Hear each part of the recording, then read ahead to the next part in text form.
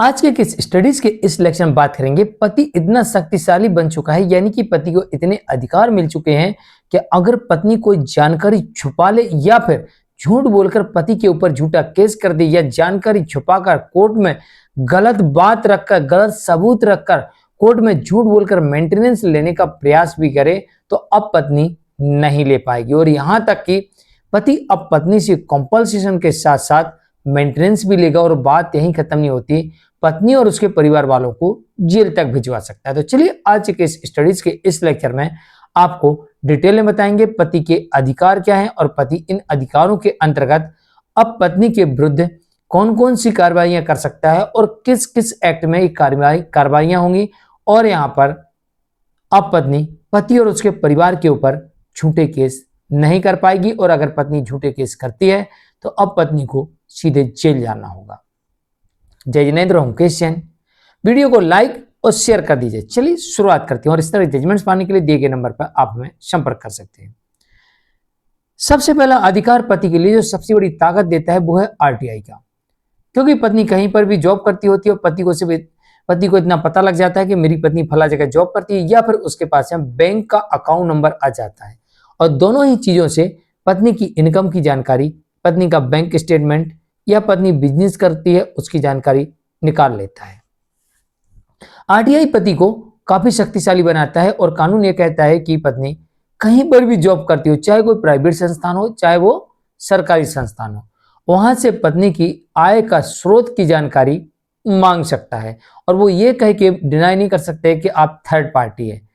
Court ने कहा कि पति थर्ड पार्टी नहीं होता है और पति को अधिकार है पत्नी की आय जानने का, नंबर 1। नंबर 2, अगर पत्नी बिजनेस करती है तो फिर सेल टैक्स इनकम टैक्स से जानकारी ले सकता है। नंबर 3, अगर पत्नी सब कुछ छुपा लेती है और पति को कुछ पता नहीं लगता है और पति को इतना पता लग जाता है कि पत्नी का फला फला बैंक अकाउंट है और उसमें उसकी सैलरी आती है या फिर बिजनेस के ट्रांजेक्शन है, तो कोर्ट के माध्यम से कोर्ट में उसे एक आवेदन प्रस्तुत करना होगा और कोर्ट के माध्यम से पत्नी के बैंक स्टेटमेंट को बुलाया जाएगा।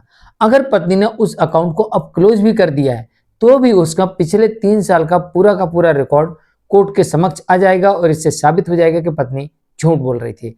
और पति को एक और अधिकार मिलता है, वो है अगर पत्नी कोर्ट में झूठ बोलकर ये मेंटेनेंस लेने का प्रयास कर रही थी, झूठा एफिडेविट दिया है, झूठे सबूत दिए हैं, तो फिर ऐसी स्थिति में पत्नी के विरुद्ध यहाँ पर एक आपराधिक मामला भी दर्ज हो जाएगा जिसमें उसको जुर्माना और सजा दोनों हो सकती है। नंबर 2, पत्नी अगर ऐसा कुछ करे या उसके परिवार के लोग ऐसा कुछ करें जिससे पति के मानसिक क्षति पहुंचे, पति को शारीरिक क्षति पहुंचे, पति को सामाजिक तौर पर क्षति पहुंचे, पति को आर्थिक तौर पर क्षति पहुंचे, तो फिर पति यहां पर ऐसी पत्नी से कॉम्पल्सेशन की डिमांड कर सकता है।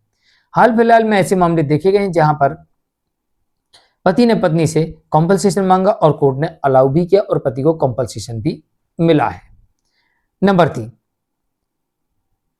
अब सिर्फ पत्नी ही पति से नहीं, अब पति भी पत्नी से कॉम्पल्सेशन के साथ साथ केस लड़ने का खर्चे के साथ साथ मेंटेनेंस, इंटरिम मेंटेनेंस की डिमांड कर सकता है और पति को भी मेंटेनेंस और इंटरिम मेंटेनेंस मिल सकता है।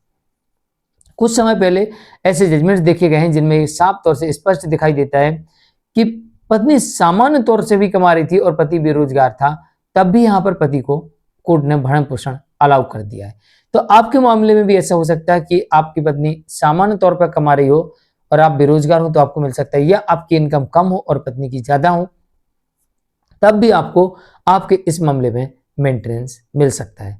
और साथ ही अन्य परिस्थितियों में केस लड़ने का खर्चा और कॉम्पल्सेशन भी आपको मिल सकता है। नंबर 4, पति के परिवार की महिलाएं पत्नी और उसके परिवार के लोगों के विरुद्ध घरेलू हिंसा का मामला दर्ज करवा सकती हैं। यह पति और उसके परिवार को अधिकार मिल जाता है। नंबर 5, पति के परिवार में जो बुजुर्ग हैं, सीनियर सिटीजन हैं, उनको भी अधिकार है कि अगर पत्नी किसी तरीके का या उसके परिवार के लोग किसी तरीके का कोई अपराध करते हैं उनके साथ में, तो सीनियर सिटीजन एक्ट के अंतर्गत मामले को दर्ज किया जा सकता है और इनके विरुद्ध कड़ी कार्रवाई हो सकती है। नंबर 6, पति के पास में और उसके परिवार के लोगों के पास में आपराधिक मामले दर्ज करवाने के लिए पत्नी ने जिस तरीके का अपराध किया है या उसके परिवार के लोगों ने या फिर उसके सहयोगियों ने या बॉयफ्रेंड ने, तो उसके विरुद्ध भारतीय न्याय संहिता 2023 के अंतर्गत तमाम धाराओं में मामले दर्ज हो सकते हैं। जैसा अपराध वैसा मामला दर्ज होगा। नंबर 7, पति को यह भी अधिकार मिलता है कि उसके विरुद्ध अगर झूठा मामला है तो वो डिस्चार्ज में जा सकता है या क्वेश्चन में जा सकता है।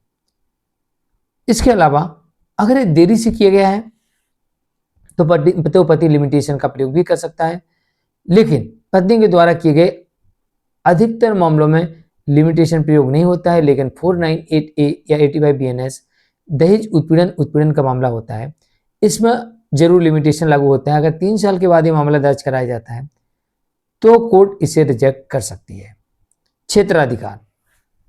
क्षेत्राधिकार वैसे पत्नी के लिए लागू नहीं होता है, लेकिन फिर भी इसमें एक कंडीशन लगा दी गई है, पत्नी का निवास होना वहां पर जरूरी है।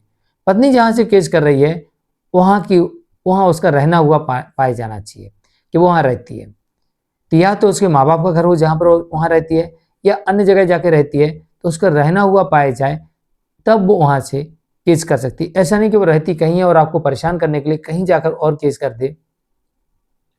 कोर्ट कहती है ऐसा केस क्षेत्राधिकार के दायरे में आएगा और ऐसा केस नहीं चलेगा। रिवीजन में भी जा सकते हैं, अपील में भी जा सकते हैं, ये भी आपको ऑप्शन मिलते हैं। जैसी परिस्थिति वैसा आप प्रयोग कर सकते हैं। क्वेश्चन, रिवीजन, डिस्चार्ज, लिमिटेशन, क्षेत्राधिकार, ये सारे के सारे ऑप्शन आपके पास होते हैं। जैसी परिस्थितियां वैसा कोर्ट फिर आदेश करेगी। Number 8, case transfer. ऐसे भी मामले देखने को मिले हैं जहां पर पत्नी के द्वारा लगाए गए सभी केसेस को पति बड़ी आसानी से ट्रांसफर करवा सकता है।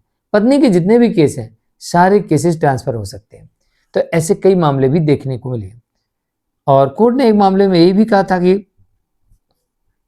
सिर्फ ऐसा भी नहीं है कि सिर्फ पत्नी ही पति के मामलों को ट्रांसफर करवा सकती है, बल्कि परिस्थितियां होने पर पत्नी के द्वारा लगाए गए सभी केसेस को पति के क्षेत्र वाली न्यायालय में ट्रांसफर किया जा सकता है।